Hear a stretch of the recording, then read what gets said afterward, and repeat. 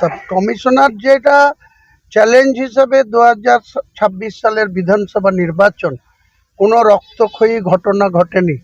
ছোটোখাটো দু চারটে বিষয় ছাড়া এত শান্তিপূর্ণ ভোট হয়েছে, এটা তো গণেশ কুমারকে মানে কি বলবো, ধন্যবাদ দিয়ে ছোট করা যাবে না।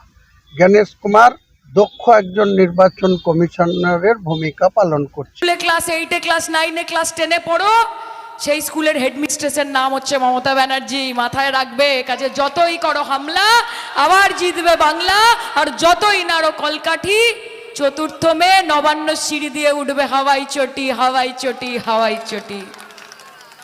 SIR করে 92 লক্ষ মানুষের নাম বাদ দিয়ে দিয়েছে ভয় যে আমরা তো জিততে পারছি না।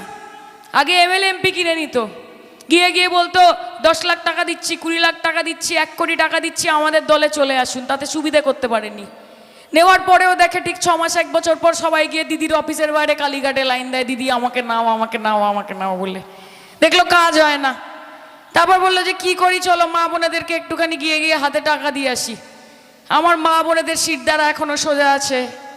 মমতা বন্দ্যোপাধ্যায় যাদেরকে ভালোবেসেছে, যারা মমতাদির ওপর আস্থা রেখেছে, তারা কোনোদিনই মমতাদির পিঠে ছুরি মারেনি, কখনো ছুরি মারবে না। তারা শুভেন্দু অধিকারী নয়, তারা শুভেন্দু অধিকারী নয়। মা বোনেরা ফিরিয়ে দিয়েছে। বললো তাহলে কোনোভাবেই জিততে পারছি না।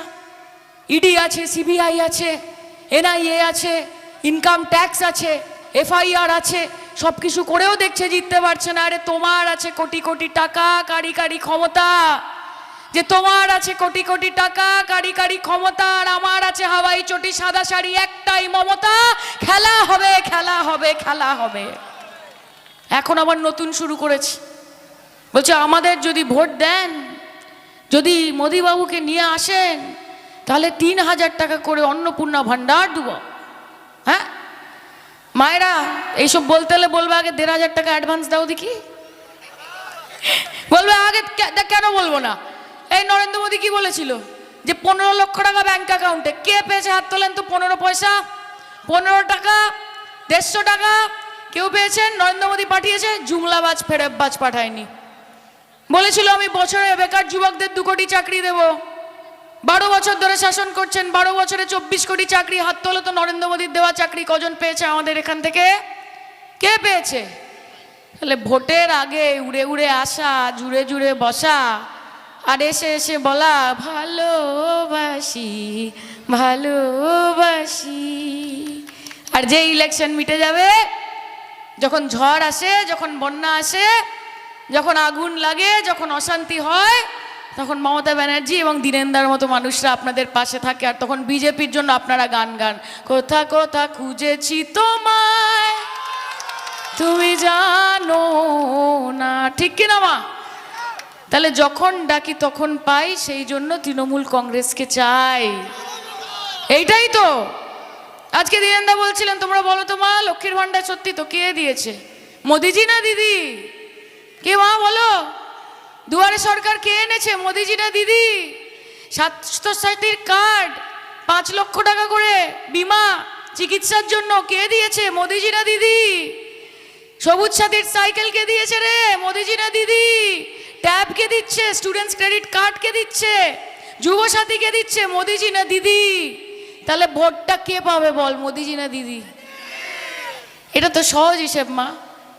আমরা মানুষের কাছে ভোট ভিক্ষা করতে যাই না, কারণ মমতা বন্দ্যোপাধ্যায় বিগত 15 বছরে যা কাজ করেছে, তার জন্য তৃণমূল কংগ্রেসকে বাড়ি বাড়ি গিয়ে ভোট ভিক্ষা করতে হবে না, ভোট ভিক্ষা করতে হবে না। আরে তু ভোট দে তো শুক্র है तेरा, না দে তো कोई मलाल नहीं। कि तू वोट दे तो शुक्र है तेरा, ना दे तो कोई मलाल नहीं। उस रब के फैसले कमाल है, उन फैसलों पर कोई सवाल नहीं। কখনো না। আমাদের আস্থা আমাদের নেত্রীর ওপর, আমাদের দিদির ওপর। আর ওইখানে যারা বলছে सबका साथ, सबका विकास, सबका विश्वास, আসলে কি নিজের সাথ, বড়লোকদের বিকাশ, গরিবদের বিনাশ, আর দেশের সর্বনাশ, গণতন্ত্রের সর্বনাশ, সংবিধানের সর্বনাশ। এটাই হচ্ছে ভারতীয় জুমলা পার্টি, বাংলা জ্বালাও পার্টি। আমরা এখানে হিন্দুরা মুসলমানরা একসাথে থাকি। আমি যখন যেখানে যাই, আমি দেখি সবাই মিলেমিশে একসাথে ভালোবেসে রয়েছে। আরে ধরती को तुमने बांट दिए, चांद सितारों का क्या होगा? कि धरती को तुमने बांट दिए, चांद सितारों का क्या होगा, नदियों के कुछ कुछ नाम रखे, बहती धारों का क्या होगा, कि बहती गंगा भी पानी है, आबे जमजम भी पानी है, कि बहती गंगा भी पानी है, आबे जमजम भी पानी है।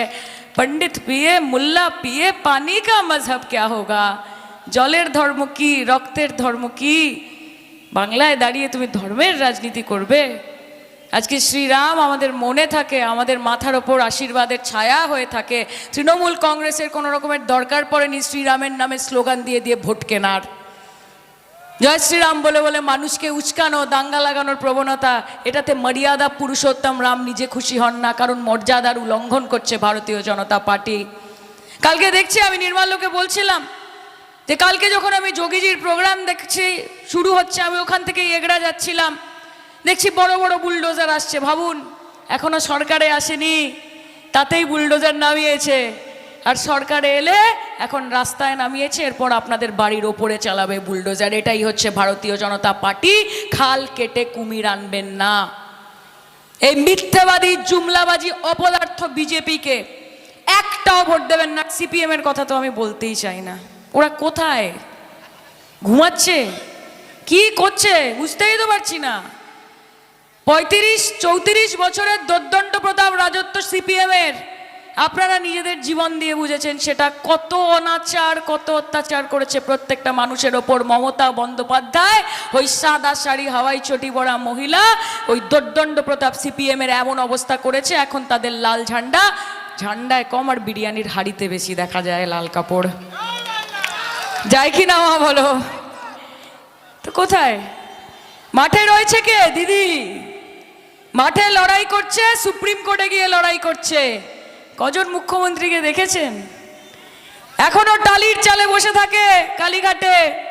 3 বারের মুখ্যমন্ত্রী, সব থেকে গরিবতম মুখ্যমন্ত্রী পশ্চিমবঙ্গের এই গোটা দেশে। আমি গর্ববোধ করি যাদেরকে তোয়ালে মুড়ে টাকা নিতে দেখা যায় টিভিতে, তাদের কাছ থেকে আমি শুনবো যে আমার নেত্রী দুর্নীতিগ্রস্ত?